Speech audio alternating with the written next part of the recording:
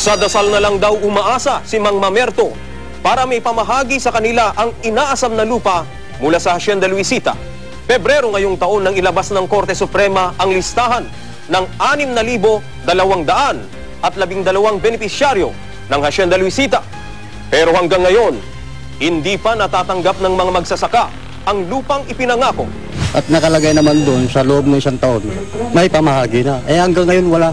Sa ngayon, isinasaayos na ng Department of Agrarian Reform o DAR ang subdivision plan para agad may pamahagi ang mga lupa sa mga magsasaka. Kapag ito'y inaprubahan ng Land Registration Authority, saka palang mabibigyan ng titulo ng lupa ang mga benepisyaryo.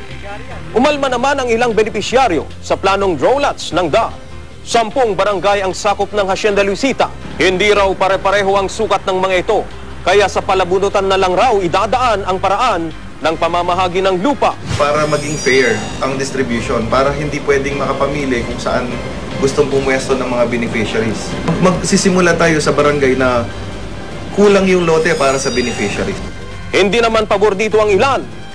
Mas lalo umano kasi silang mapapalayo sa tinutuluyang bahay at sa mga sinasakang lupain. Ako po, taga rito, dito na lang, sa Barangay Baliti, meron naman lupang may kukuha rito.